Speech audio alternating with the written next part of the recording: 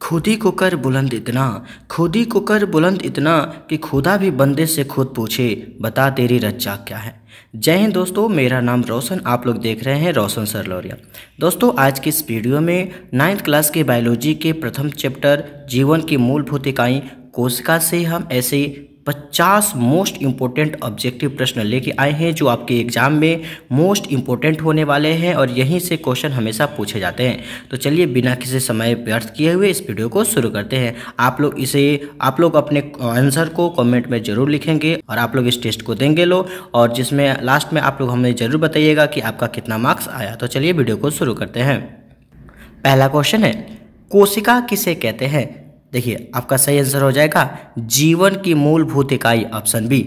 Next आप लोग बताइएगा बबुआ, कोशिका की खोज किसने किया था? बताइएगा किसने? एंटोनी वान लीवेनहॉक ने, डार्विन ने, मेंडल ने, रॉबर्ट हुक ने। इसका सही जवाब होगा रॉबर्ट हुक। नेक्स्ट क्वेश्चन है, रॉबर्ट हुक ने कोशिका की खोज कब किया था? बबुआ इसका सही आंसर आप लोग बताइए कमेंट में। आपका सही आंसर हो जाएगा ऑप्शन नंबर बी, 1665 ईस्वी। अगला क्वेश्चन है, सर्वप्रथम जीवित कोशिका की खोज किसने किया था? तो बबुआ अब आप लोग बताइए इसे, हुक ने, वाटसन ने, डार्विन ने या लीवेनहॉक ने। तो आपका सही आंसर हो जाएगा ऑप्शन बी, लीवेनहॉक ने। इनका पूरा नाम था एंटोनी वान लीवेनहॉक। नेक्स्ट, किस जीव में एक ही कोशिका होता है? इनमें से कौन है जिसमें एक ही कोशिका है? आपका सही आंसर हो जाएगा ऑप्शन सी, अमीबा। नेक्स्ट, बहुकोशिकीय जीव का उदाहरण कौन सा है? तो बाबू बहुकोशिकीय जीव का उदाहरण ऑप्शन डी, मानव है। नेक्स्ट, कोशिका का सबसे बाहरी आवरण क्या कहलाता है? तो बउआ कोशिका का जो सबसे बाहरी आवरण है उसे हम लोग कोशिका झिल्ली के नाम से जानते हैं। आप लोग अपने जवाब को कमेंट बॉक्स में लिखते जाइएगा, पूरा कमेंट बॉक्स भर जाना चाहिए। चलिए हमारा अगला क्वेश्चन है, वनस्पति कोशिका में उपस्थित कोशिका भित्ति किसकी बनी होती है? तो वो वनस्पति माने पादप में जो कोशिका भित्ति होता है वो किसका बना होता है? तो आप लोग बताइएगा इसका सही आंसर। इसका सही आंसर हो जाएगा ऑप्शन नंबर बी, सेलुलोज का बना होता है बाबू। चलिए एकदम जोशो जुनून के साथ इस टेस्ट को दीजिए और अपने जो भी आपका आंसर आ रहा है उसे आप लोग कमेंट बॉक्स में जरूर लिखेगा। हमारा अगला क्वेश्चन है, कोशिका झिल्ली क्या कार्य करता है? जल्दी से बताइए, फटाक दे बताइए आप लोग इसका, फटाक दे इसका आंसर बताइए जल्दी से। चलिए हम बताते हैं, इसका सही आंसर हो जाएगा ऑप्शन नंबर बी, कोशिका की रक्षा करता है और पदार्थों का आदान प्रदान करता है।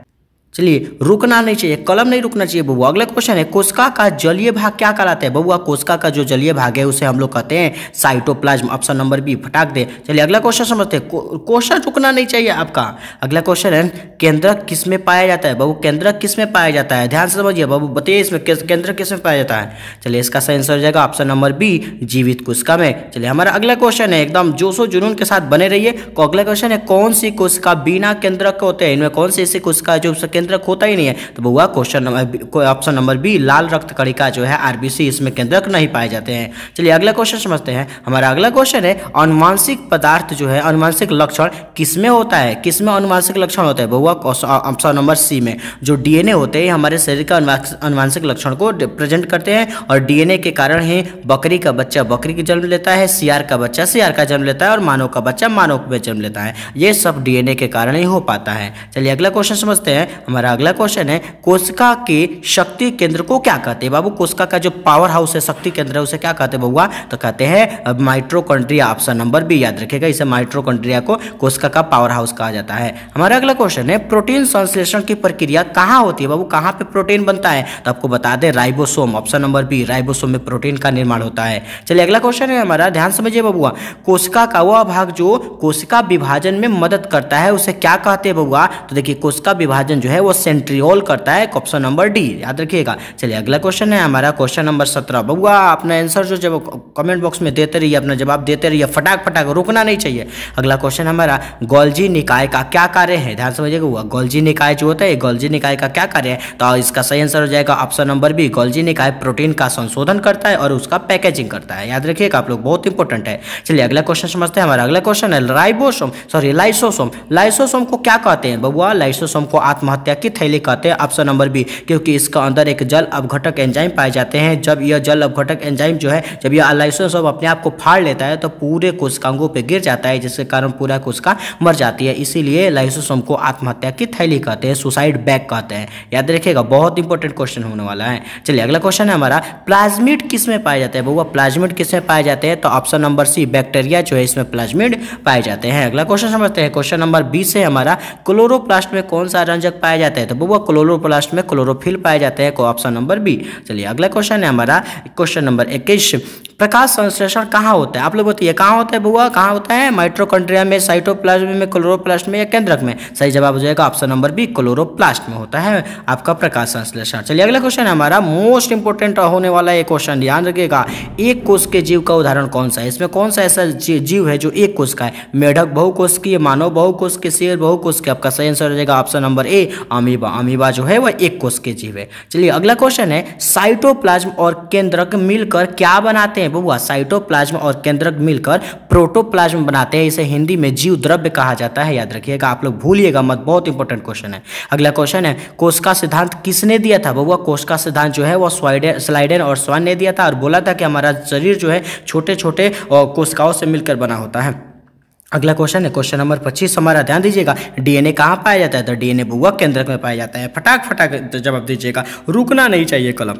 अगला क्वेश्चन है, मानव शरीर में सबसे लंबी कोशिका कौन है? बाबू मानव शरीर की सबसे लंबी कोशिका तंत्रिका कोशिका होती है, दिमाग की कोशिका होती है, इसे न्यूरॉन सेल कहा जाता है इंग्लिश में। ये दिमाग की होती है, सबसे ज़्यादा लंबी कोशिका जो है वो न्यूरॉन सेल है, तंत्रिका कोशिका है। इसके बारे में एक और बात बता दें कि जो न्यूरॉन सेल होती है इसमें सेल डिवीजन की क्षमता नहीं होती है, कोशिका विभाजन की क्षमता नहीं होती है। आप लोगों को जो ब्रेन चैप्टर है उसमें हम पढ़ा चुके हैं। अगला क्वेश्चन समझते हैं, तैरती हुई कोशिकाओं में किसकी सहायता से गति होती है? तो बउआ जो कोशिका है उस जो तैरती है उसमें गति किसके सहारे से होता है? तो उसमें उसके अंदर एक स्पेशल प्रकार के जो संरचना पाई जाती है जिसे कहते हैं हम लोग सीलिया या फ्लैजला के नाम से जानते हैं। इसी के द्वारा कोशिका जो है एक जगह से दूसरी जगह मूव करता है। आप लोग देखिएगा जो वायरस आप लोग को आया था उसमें ऐसे छोटा छोटा जो डेंटिकल निकला हुआ था, इसी को सीलिया या फ्लैजला कहते हैं। चलिए अगला क्वेश्चन हमारा मोस्ट इंपोर्टेंट को होने वाला है, ध्यान दीजिएगा, किस अंग को कोशिका का अपशिष्ट निवारक कहते हैं? देखिए सबसे पहले समझ लीजिए अपशिष्ट निवारक क्या है। अपशिष्ट निवारक का कहने का मतलब है कि अपशिष्ट का मतलब होता है खराब पदार्थ और निवारक का मतलब होता है दूर करना।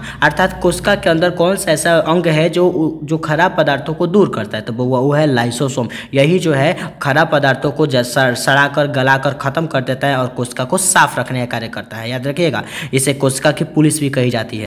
अगला क्वेश्चन है, पौधों में खाद्य पदार्थ का संग्रह कहाँ होता है? वो जो खाद्य पदार्थ का संग्रह है वो वैक्यूल करता है, ऑप्शन नंबर बी। नेक्स्ट अगला क्वेश्चन है हमारा, वैक्यूल किसका भंडारण करता है? ऑप्शन नंबर सी, अपशिष्ट पदार्थ और जल का। अगला क्वेश्चन है हमारा, ध्यान दीजिएगा बुआ, प्राणी कोशिका अर्थात जंतु कोशिका में कौन सा अनुपस्थित रहता है, माने ऑब्सेंट रहता है, प्रेजेंट नहीं रहता है? तो बुआ कोशिका भित्ति जो है वो प्राणी कोशिका में नहीं होता है, सिर्फ पादप कोशिका में होता है। अगला क्वेश्चन है हमारा, कोशिका का कार्यात्मक भाग कौन सा है? तो बाबू कोशिका का कार्यात्मक भाग को ऑर्गेनल कहा जाता है। याद रखिएगा। अगला क्वेश्चन है हमारा, लघुत्तम कोशिका कौन सी है? सबसे छोटी कोशिका? तो बउआ सबसे छोटी कोशिका बैक्टीरिया की कोशिका जो होती है वो सबसे छोटी कोशिका होती है। अगला क्वेश्चन है हमारा बउआ, कोशिका का आकार कैसा होता है? देखिए कोशिका का कोई निश्चित आकार नहीं है, वो उसका आकार विभिन्न आकारों के होते हैं, कभी छोटे कभी बड़े कभी लाम इत्यादि आकार के भी होते हैं, इसलिए इसका सही आंसर होगा ऑप्शन सी। अगला क्वेश्चन है, कोशिका की संख्या के आधार पर जीवों को कितने भागों में बांटा गया है? क्या कहा गया है? तो बउआ कोशिका की संख्या के आधार पर जीवों को 2 भागों में बांटा गया है, ऑप्शन नंबर सी, एक कोशिकीय और बहुकोशिकीय। समझ में आया आपको? चलिए अगला क्वेश्चन है, अपना आंसर कमेंट बॉक्स में देते रहिए, रुकना नहीं चाहिए बउआ। और बहुत ही जल्द आपका लाइव क्लास भी आने वाले हैं, स्मार्ट बोर्ड लग जा रहा है, उसके बाद से आपका लाइव क्लास चलने लगेगा। वहाँ से ये जितने आपको सीरीज देखने को मिल रही है सब सीरीज आपको उसी लाइव क्लास में देखने को मिलेगा स्मार्ट बोर्ड के द्वारा। चलिए अगला क्वेश्चन है हमारा, आरएनए का क्या कार्य है बउआ? आरएनए का कार्य जो है वो प्रोटीन का बनाना होता है, प्रोटीन बनाता है हमारा आरएनए। अगला क्वेश्चन है हमारा, क्वेश्चन नंबर 37 है कि पादप कोशिका और प्राणी कोशिका माने जंतु कोशिका में क्या समानता है? तो वो बता दे, दोनों में जो है कोशिका झिल्ली पाई जाती है, कोशिका भित्ति नहीं पाई जाती है लेकिन कोशिका झिल्ली दोनों में पाई जाती है, यही इसकी समानता है। अगला क्वेश्चन है हमारा, क्वेश्चन नंबर 38, प्राणी कोशिका में ऊर्जा किससे मिलती है बउआ? तो बउआ एनर्जी जो है वो माइटोकॉन्ड्रिया से मिलती है, इसलिए तो इसे पावर हाउस कहा जाता है ना। Option number A. अगला क्वेश्चन है हमारा, डीएनए और आरएनए दोनों कहाँ पाए जाते हैं? तो बाबू डीएनए और आरएनए दोनों केंद्रक में पाए जाते हैं। अगला क्वेश्चन है हमारा क्वेश्चन नंबर 40, प्रोटीन बनाने वाला अंग कौन सा होता है? तो बाबू प्रोटीन कौन बनाता है? राइबोसोम बनाता है। Option number B. अगला क्वेश्चन है क्वेश्चन नंबर 41, पादप कोशिका में रसधानी रिक्तिका क्या होता है? तो देखिए पादप कोशिका में जो रसधानी रिक्तिका होती है उसे वैक्यूल कहा जाता है। Option number C. चलिए अगला क्वेश्चन है हमारा क्वेश्चन नंबर 42 है, मोस्ट इंपोर्टेंट, डीएनए का पूरा नाम क्या है? बबुआ बहुत बार क्वेश्चन पूछा हुआ है, डीएनए का पूरा नाम याद रखिएगा। डीएनए का पूरा नाम होता है deoxy ribo nucleic acid. Option number A आपका सही होगा। चलिए अगला क्वेश्चन है क्वेश्चन नंबर 43, कोशिकीय अंग का उदाहरण कौन सा है? इसमें कौन सा है कोशिका का अंग है? तो वो बता दे, डीएनए, आरएनए, एटीपी कोशिका का अंग नहीं है। कोशिका के अंदर होने वाले कुछ पदार्थ हैं। कोशिका का अंग माइटोकॉन्ड्रिया है। ऑप्शन नंबर ए होगा आपका सही आंसर। क्वेश्चन नंबर 44 को देखते हैं, आरएनए कहाँ बनता है? बाबू आप लोगों को पहले ही बता दिया, आरएनए केंद्रक में बनता है, डीएनए केंद्रक में बनता है। अगला क्वेश्चन है क्वेश्चन नंबर 45, बैक्टीरिया की कोशिका में क्या नहीं होता है? देखिए बैक्टीरिया की कोशिका में क्या नहीं होता है बउआ? तो बैक्टीरिया की कोशिका में कोशिका भित्ति नहीं होता है। चलिए अगला क्वेश्चन है हमारा क्वेश्चन नंबर 46, एक कोशिकीय झिल्ली किससे नियंत्रित करती है? जो कोशिकीय झिल्ली है जिसको हम लोग कोशिका झिल्ली कहते हैं, किसको नियंत्रित करती है? तो ये क्वेश्चन ऑप्शन नंबर बी आपका पदार्थों के आवागमन को नियंत्रित करती है कि कौन से पदार्थ आने चाहिए, कौन से पदार्थ नहीं आने चाहिए। अगला क्वेश्चन है क्वेश्चन नंबर 47, श्वसन किस अंग में होता है बबुआ? श्वसन माइटोकॉन्ड्रिया में होता है, याद रखिएगा। और इसके द्वारा जो एनर्जी मिलता है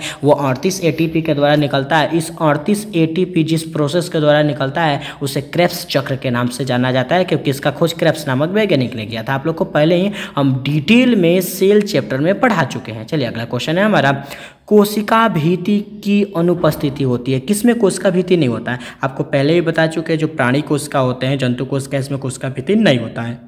अगला क्वेश्चन है हमारा, एटीपी कहाँ बनता है? बुआ एटीपी जो है वो कहाँ बनता है? तो माइटोकॉन्ड्रिया में बनता है, क्योंकि यही उसका पावर हाउस है। तो जितना एटीपी है और उसे ये सब जो है माइटोकॉन्ड्रिया में भी बनते हैं। और एटीपी को ही हम लोग जो एनर्जी मुद्रा कहा जाता है कोशिका का, ठीक है ना। और देखिए हमारा लास्ट क्वेश्चन है आज के लिए, क्वेश्चन नंबर 50, कोशिका का अध्ययन क्या कहलाता है? मोस्ट इंपोर्टेंट ऑब्जेक्टिव क्वेश्चन है, यहाँ पे ध्यान रखिएगा। कोशिका के अध्ययन को साइटोलॉजी कहा जाता है, याद रखिएगा बबुआ। चलिए आपको यहाँ तक वीडियो समझ में आया होगा। यदि आपको समझ में आया है, अच्छा लगा है, तो एक लाइक और सब्सक्राइब जरूर कीजिएगा और अपने दोस्तों में शेयर कर दीजिए ताकि वो भी इसका लाभ उठा सके। और इसके बाद हम दूसरे सब्जेक्ट का लेके आने वाले हैं फिजिक्स का, तो उसे भी जाके देख लीजिएगा। मोस्ट इंपोर्टेंट जो है वो आने वाले हैं और बहुत ही जल्द स्मार्ट बोर्ड लग जा रहे हैं, तो वहाँ पे आपको लाइव क्लास मिले रहेंगे। इसलिए आप लोग हमारे चैनल से जुड़े रहिए, लाइक सब्सक्राइब कर दीजिए। फिर मिलते हैं आपसे अगले वीडियो में, तब तक के लिए जय हिंद। अपना ख्याल रखिए, अपने परिवार वालों का ख्याल रखिए। बाय।